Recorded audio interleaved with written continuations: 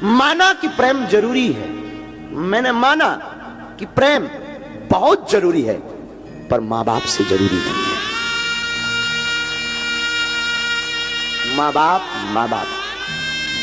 और यहां हम निवेदन करें, तुम भागवत सुनो या मत सुनो, हमें कभी फॉलो करो या ना करो, असली हीरो जो टीवियों पर आ रहा है वो असली हीरो नहीं है। असली हीरो तुम्हारे घर में बैठी हुई तुम्हारी मां, तुम्हारा बाप है।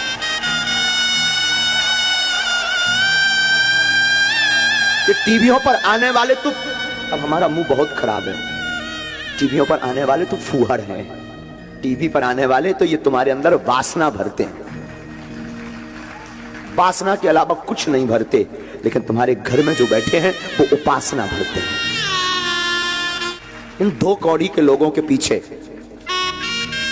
मां बाप को छोड़ देते हो। मां बाप इस धरती के भगवान है, मां बाप इस धरती के ईश्वर है, मां ममता की मूर्ति है। मैं बुरा मत मानना, तुम पूजा करो, पाठ करो, कथा सुनो, मत सुनो, हो सके तो कल से बंद करो, और मां बाप की पूजा कल से शुरू करो। तुम पूजा कर पाओ, शायद ईश्वर तुम पर कृपा ना करे, तुम पूजा करो, शायद ईश्वर को स्वीकार ना हो, पर तुम मां बाप की पूजा करके देखना, मैं दावे के साथ कहता हूं वो जरूर सुनेगा। मां बाप और गुरु इस धरती के भगवान है। निवेदन करूं, सबको सताना, पर बच्चों मां बाप को मत सताना।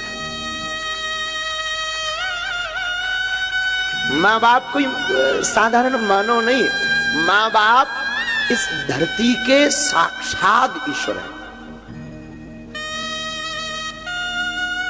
तुम कितना गाली बकलो, बाप एक घड़ी बड़े निष्ठुर रहेंगे, पिताजी थोड़ा होते हैं कठोर कई बार, पर मां एकदम सरल।